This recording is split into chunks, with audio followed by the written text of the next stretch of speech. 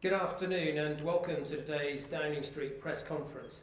I'm pleased to be joined today by Stephen Powis, the National Medical Director of NHS England. And before I update you on the latest developments in the food supply chain, let me first give you an update on the latest data from the COBRA coronavirus data file. Through the government's ongoing monitoring and testing programme, as of today, 669,850 tests for coronavirus have now been carried out in the UK, including 29,058 tests carried out yesterday. 152,840 people have tested positive, and that's an increase of 4,463 cases since yesterday. 15,953 people are currently in hospital with the coronavirus in the UK, down from 16,411 on the 25th of April. And sadly, of those hospitalised with the virus, 20,732 have now died, and that is an increase of 413 fatalities since yesterday. We express our deepest condolences to the families and friends of these victims. At the beginning of the outbreak of this virus, we saw significant problems in panic buying. That episode quickly subsided, and food availability now is back to normal levels and has been for several weeks. All supermarkets have introduced social distancing measures to protect both their staff and their customers, and it is essential that shoppers respect these measures.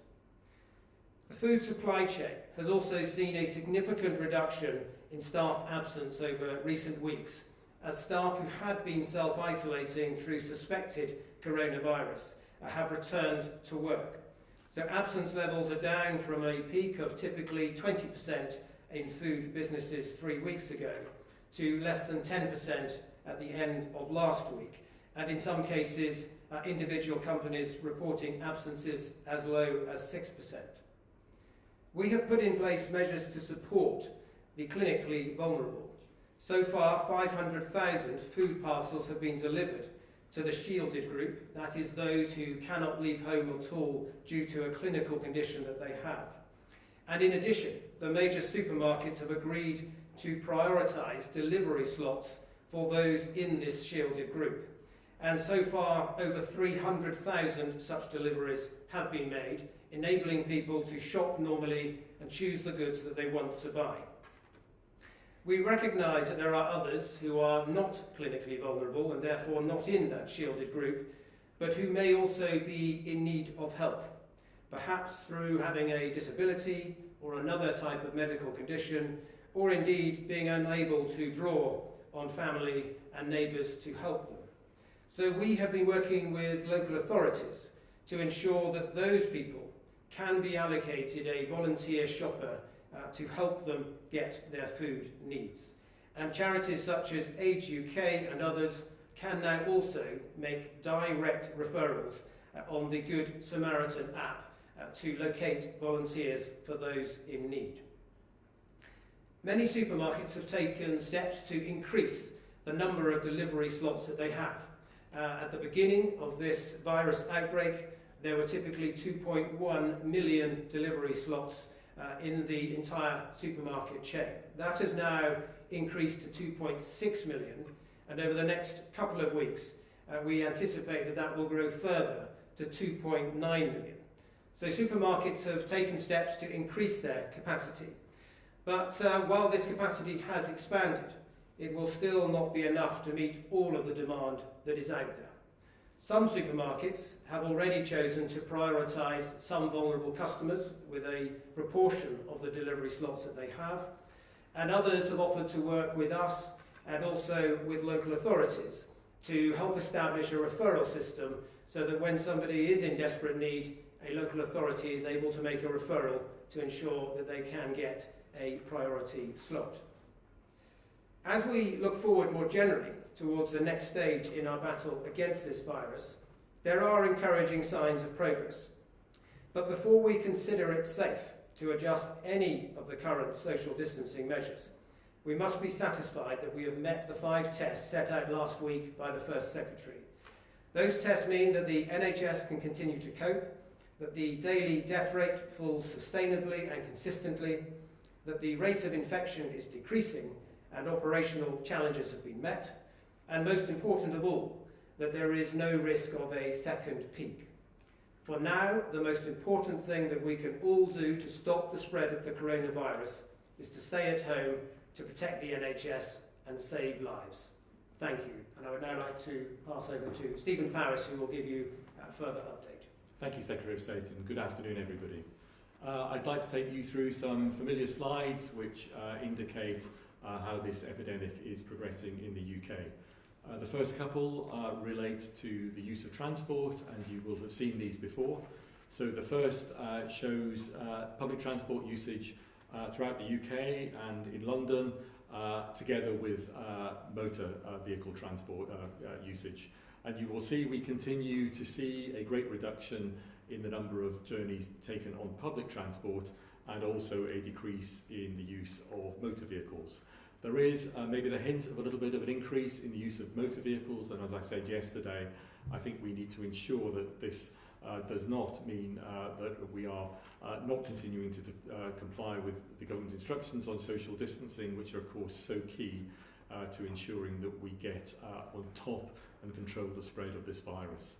The next slide, which again I showed you yesterday, is data taken from the use of Apple Maps as an example of people going out and about. So it looks at the requests for directions in Apple Maps, and again this shows decline from the start of the introduction of social distancing on public transport, but also requests for directions for walking and driving. Although again you can see there might be a little hint there of an increase in walking and driving, and again must emphasise how important it is that we comply with those social distancing measures. And the reason that's important, of course, is shown in the next set of slides, the first of which shows the number of new cases determined by testing in the UK, and you can see that the benefit of social distancing is beginning to be reflected in the number of new cases determined by testing. We are not seeing increases in that, we are seeing a fairly stable number, and that of course is also on the backdrop of an increased number of tests becoming available. That in turn, of course, then plays through into the number of hospital admissions. Again, for the vast majority of people, this is a mild illness, but unfortunately for some, it requires a hospital stay, a hospital admission.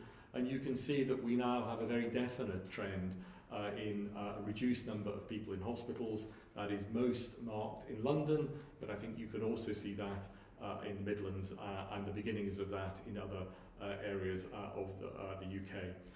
And so that is definitely showing that our compliance with social distancing is proving to be beneficial. It is reducing the transmission and spread of the virus.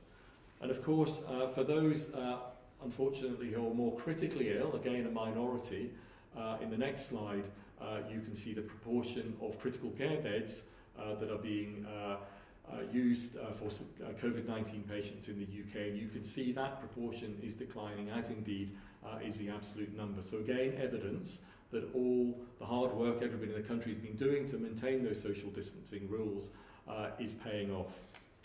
And then finally, the last couple of slides are deaths. All deaths are tragic, and my heart goes out to all those who've been affected by deaths of loved ones. The number of deaths in hospitals shown here is now starting to decline. The deaths outside hospitals are reported differently, and I'll show you data on that in a minute.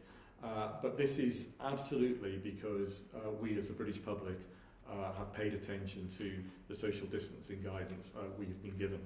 And then finally, the last slide is an international comparison, and there are two lines here for the UK. The first is hospital deaths, which we can report very quickly, but then also you will see a line now at around day 24, 25 in all settings, which includes data that becomes available through the Office for National Statistics. That includes all deaths, but because of the way that deaths are reported out of hospital, there is a lag in reporting that, It is updated weekly, and we are looking at ways in which we can ensure that that reporting is done quicker, but there will inevitably be a lag on that.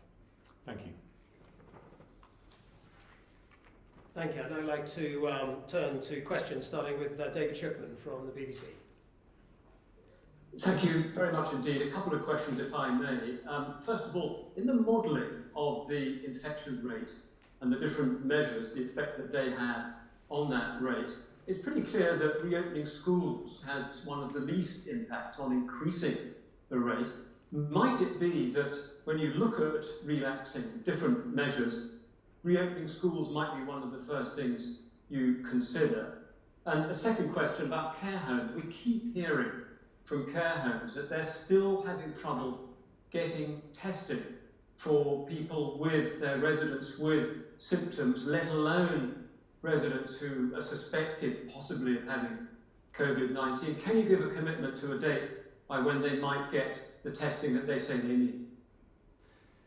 I'll pick up on those briefly, but might ask Stephen to come in after. I think on the first point about reopening schools, Dominic Raab addressed this earlier this morning and stressed the importance that even as you started to consider steps such as that, it would still be important in such a setting to have social distancing measures in place. And on the second point on testing, we have been ramping up our capacity to do those tests. Currently stands at over 50,000 a day, and we have started to invite large numbers of people now working in the care sector and care homes to undertake those tests, and significant numbers have. I might now pass it to Stephen, who may have the precise number. Yes, thank you, David. So I think a few days ago, the Chief Medical Officer, Chris Whitty, gave a very clear description here at this podium of the sort of strategy that scientifically we would have to think about adopting in order to ensure that we don't see a rise in infection, in the spread of the virus in the forthcoming months, and in order to make sure that we don't put ourselves at risk of a second peak of infections. And that's broadly to make sure that we keep the transmission rate below that number that we always talk about, that R of 1, which essentially means ensuring that we don't go back to a situation where one individual is passing the virus on to one or more individuals, that the rate needs to be below that. That there are a number, scientifically, as you have heard in these press briefings, there are a number of different measures and different approaches that can be taken to keeping that R level below 1, that transmission rate below 1. And that is exactly the work of SAGE and independent scientific experts to work out what that range of measures look like. And of course, school closures is one of those measures. I think it's highly likely that there will be different combinations of measures, some of which are in place at the moment, but others that you have heard about, such as more sophisticated track and tracing, that in combination will keep that number below 1. It's the role of the scientists, such as me and others, to look at that and to provide advice, but of course it's the role of government, quite rightly, to look at those and decide which particular combination is the appropriate combination to take forward. I think on testing I don't have much to add other than to say that testing is clearly expanding at the moment.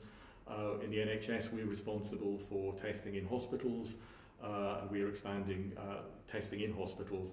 I know outside of hospitals testing is expanding as well, and I think what's important is that that continues to expand so that those residents in care homes who are symptomatic and asymptomatic and care workers have access to that testing.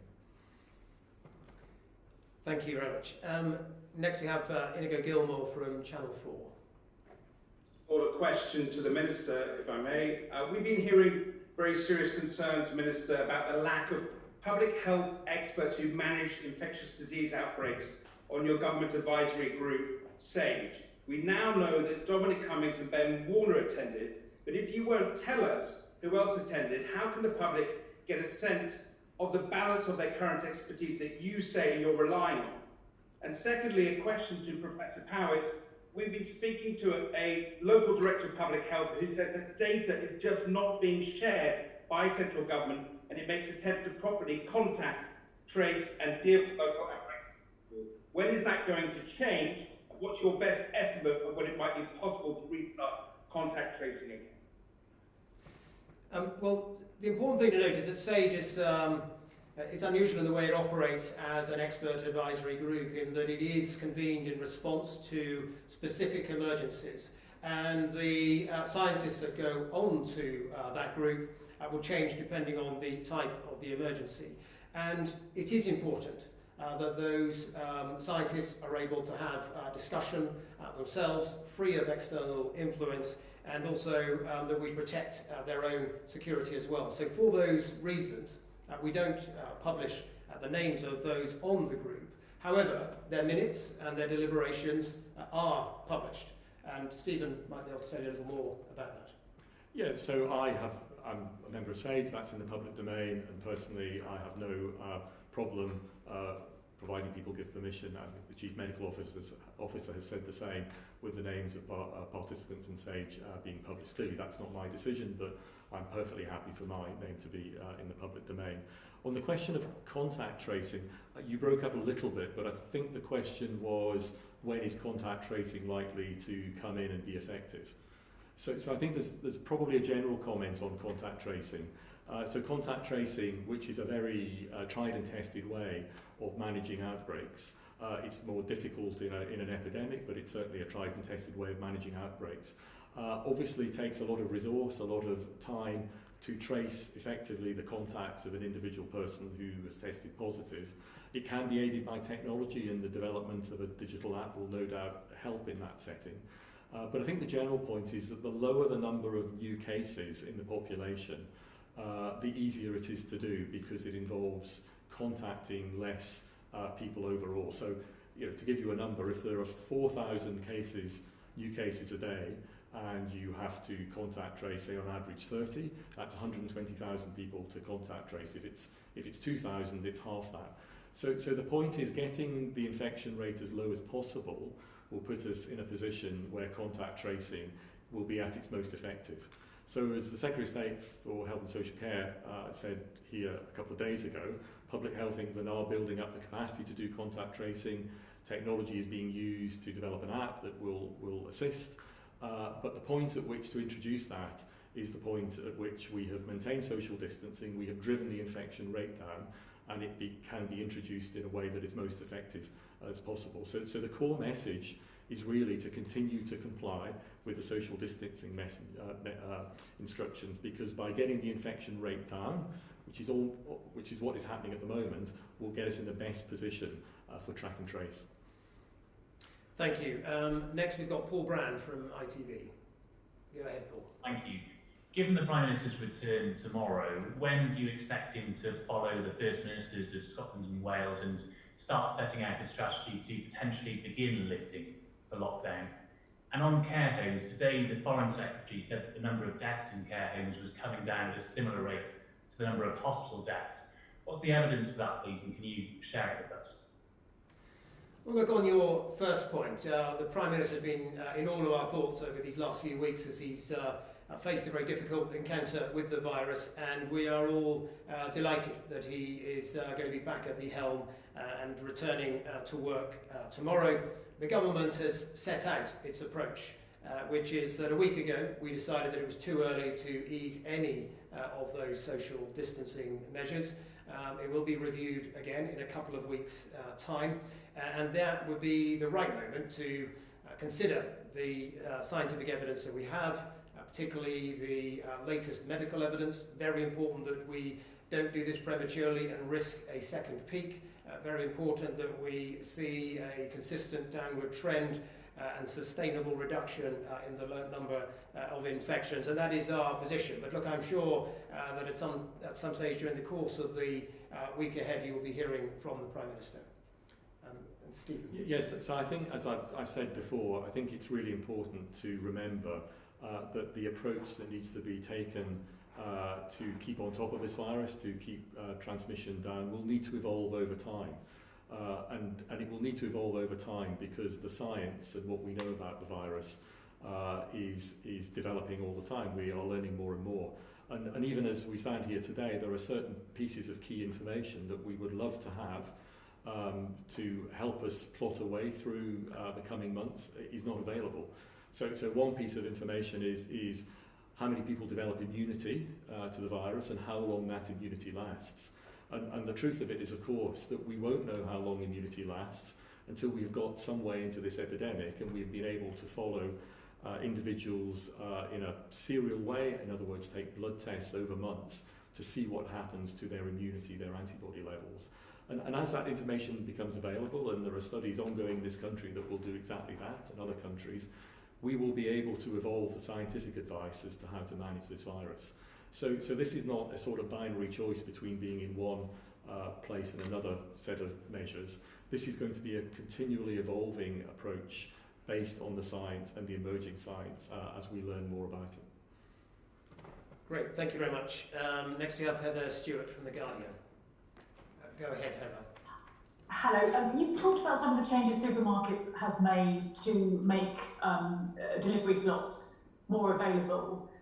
It's still very, very difficult for people to get a food delivery slot, and some basic foodstuffs are very, very hard to get hold of. I wonder whether shortages of some food products and price increases for others are part of the new normal we're going to have to get used to for the next coming months. Well, we've been monitoring the food supply chain quite carefully, and to date there isn't any serious disruption to international trade flows. We're also seeing retail sales, having had that episode in panic buying several weeks ago, return to normal levels now, or in some cases slightly below normal levels. It is the case that the social distancing measures that supermarkets have had to put in place means that there are times when they're not able to restock shelves as freely as they would ordinarily. But that is not a problem of food supply. That is simply the fact that social distancing sometimes makes it harder for them to get the goods on their shelves. But generally we've seen a dramatic improvement from the problems that we saw 3 or 4 weeks ago. The international food supply chain continues to work well, although there are isolated cases of trade being disrupted, particularly, for instance, some goods coming from India. But most of our trade with near neighbours in Europe is continuing to flow normally. We're also acutely aware that we're about to start the British season in fresh produce, in soft fruits and salads. We estimate that probably only about a third of the migrant labour that would normally come to the UK is here and was probably here before lockdown. And we are working with industry to identify an approach that will encourage those millions of furloughed workers, in some cases, to consider taking a second job, helping get the harvest in June. It's not an issue at the moment, since the harvest has barely begun, but we do anticipate that there will be a need to help recruit staff for those sectors in the month of June. Kate Ferguson from The Sun. Hi, thank you, Secretary of State. One question for you and one for Stephen Powis. To you, we've seen reports in the newspapers today that passengers arriving in Britain will be told to quarantine for 2 weeks. How are you going to be enforcers? Will police be making spot checks? And if lockdown is eased and Brits can go on their summer holidays, will they have to take another 2 weeks off work to self-isolate back home here when they return? And so, Mr. Powis, we've seen today's death figures are the lowest that they have been this month. You've previously spoken about green shoots. Are we turning a corner and are we through the peak now? Thank you. Well, on your first point, I know there's a lot of speculation around these things, and I think the point is this: that as we move to a new phase at some point in the future, we're not there yet, and not ready to make that decision yet. International travel could become a more significant part of the risk to manage. At the moment, all of the evidence suggests that it is only a tiny proportion of the cause of the coronavirus outbreak. If we got to that point, a number of measures would be considered, but no decisions have been even taken in this space yet. We've taken a conscious decision as a country not to close our borders. It's important that we keep trade flowing, and should there be medical advice at some point in the future as we move to new stages that this is an area that should be looked at and considered, then obviously that is the time to do that. Thank you. So I think when you go back a number of weeks ago when I started presenting, as others do, the the charts that we present at the start of these briefings, what I was pointing out was that as we began to see reductions in the use of transport, indicating that the British public were beginning to comply with the guidance that had been issued on social distancing, that if that was sustained, then over time it would translate into a reduction in the number of cases, a reduction in the number of hospital admissions, and then finally through a reduction in the number of deaths. And of course, a number of weeks ago, those charts all showed that infections and hospital admissions, people in critical care, and deaths were on the increase. Over the last few weeks, of course, we have seen, because those social distances measures have been adhered to, that those curves have started to change, and as I showed you just a few minutes ago, we are now beginning to see declines, particularly in London. And yes, deaths are now either plateauing around the country or beginning to decline.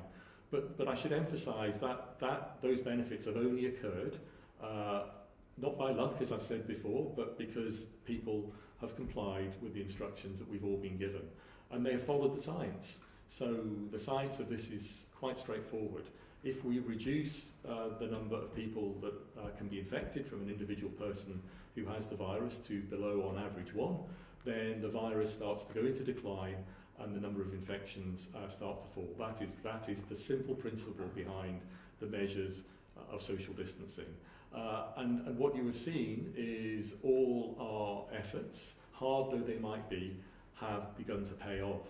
But of course, the other point to make there, of course, is that it will only continue to pay off if we continue to keep social distancing and we continue to comply with those messages. Because, of course, my fear, as the fear of all of us is that those curves won't continue to be on a downward trend, but will start to go in an upward trend. And we're not at the point that any of us can be absolutely confident that that's not going to be the case. We want to avoid a second peak, we want to avoid a rise. And so I can't emphasise enough that this is not the time to say, actually, we've done a good job, we need to stop complying with our social distancing instructions and the government guidance. This is exactly the time to keep that up. It's exactly the time.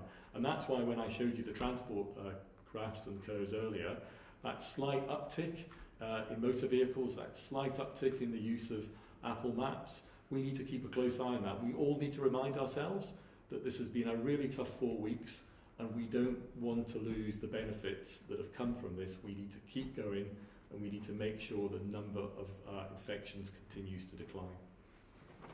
Thank you very much. And finally, Jen Williams from the Manchester Evening News. Hi, thank you. A question first for the Minister, if I may, and then one for both of you. Councils are clearly on the front line of delivering social care during the pandemic, and so far the government has promised £3.2 billion extra for local government. But one Conservative councillor I spoke to today said that while it's welcome, it's merely a snippet of what's to come. Greater Manchester's 10 councils alone are forecasting a financial hit of more than £500 million for this financial year, and leaders are warning of catastrophic cuts to services if ministers don't help further. So will government make good on its promise to do whatever it takes and commit to fully reimbursing councils for their losses? And secondly, I just wanted to come back to the question that Paul Brand asked earlier on about death in care homes and what the evidence actually is currently that they are falling, and probably something that I would add to that. Why were deaths in care homes not factored into the same kind of counting as deaths in hospitals at the start of this? Was that an oversight, or what's the actual reason for the fact that we didn't start this process with a daily care home death figure? Thank you.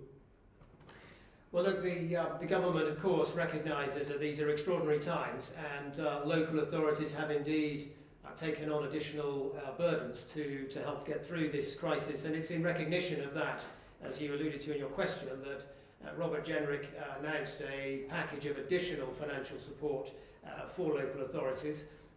We estimate that that's the right approach to support them through this difficult time. Of course, some of the things that they're doing now, they're often geared up to do anyway, and they have their own emergency response centres and emergency response procedures that are in place and that they do on a regular basis. But we recognise that there are new burdens, and that's why there's been that additional financial package announced by the Secretary of State in MHCLG.